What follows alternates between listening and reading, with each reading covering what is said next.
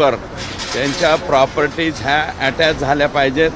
Properties attach झाल्याशिवाय अन्य गुन्हे जे हे आका करत होते ते उघडे पडणार नाहीत। या प्रथमतः मी राज्याच्या मुख्यमंत्र्यांचं इतकं कणखर निर्णय आणि धडाधड निर्णय घेतले त्याबद्दल त्यांचं मी मनापासून या ठिकाणी आभार मानतो।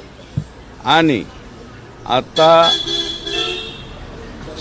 त्यांच्या प्रॉपर्टी सीज करण्याच्या संदर्भात जे CID म्हणजे परत CIDचे IG, त्यांचे SP, DYSP आणि अन्य सहकारी ज्यांनी त्यांच्या पाठीमागं फार जोरामध्ये लागले आणि त्यांना शरण येण्यास भाग पाडलेलं आहे।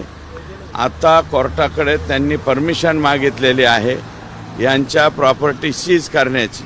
साधारणतः या आठवड्यामध्ये किंवा जास्तीत जास्त पुढच्या आठवड्याच्या ही न्यायालयीन बाब आहे, त्याच्यावरती मी टिप्पणी करू इच्छित नाही, परंतु लवकरात लवकर त्यांच्या प्रॉपर्टीज ह्या अटॅच झाल्या पाहिजेत।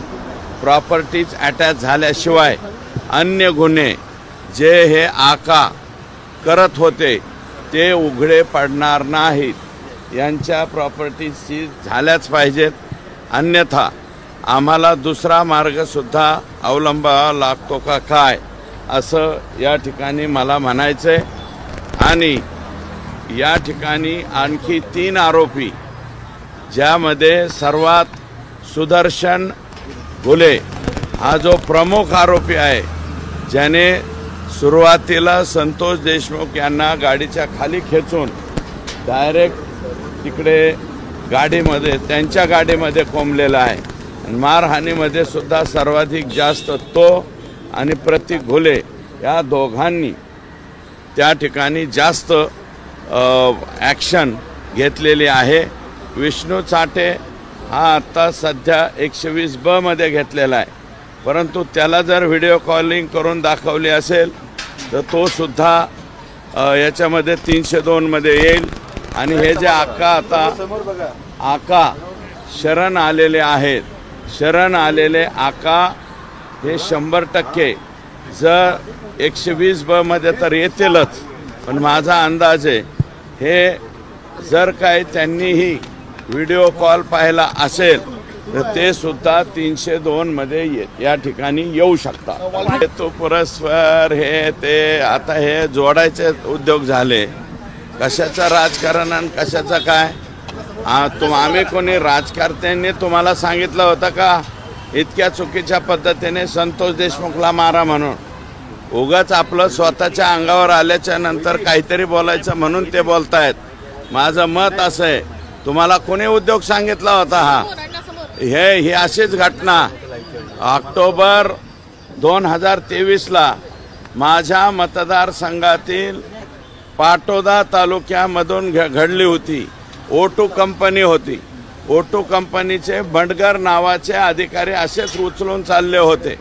उचलून चालल्याच्या नंतर त्या ठिकाणी हे काय परळी पॅटर्न आमच्या पाटोद्यात आणू नका असं मी स्वतः बोललो होतो आणि मग त्या माणसाला सोडून दिलं, नाहीतर कंपनीचा खालचा अधिकारी उचलायचा आणि त्याच्या वरच्या अधिकाऱ्याला फोन करायचा, हमने इसको उठा के लाया है, इतना इतना देव नाही तो खतम।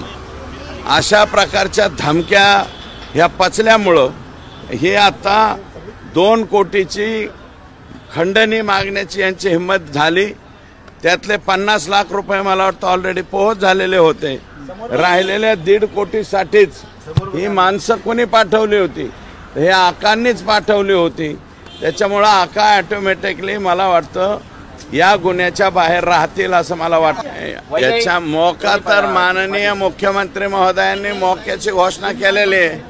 त्याच्यामुळे या केसमध्ये 302, 120B, खंडणी आणि मोका हे सर्वच्या सर्व गुन्हे त्या ठिकाणी या सगळ्या आरोपींच्या वरती लागणार आहेत। हे मी नाही, राज्याच्या सर्वोच्च व्यक्तीने ही घोषणा केलेली आहे। त्याच्यामुळे मोका लावण्याचा प्रश्नच येत नाही।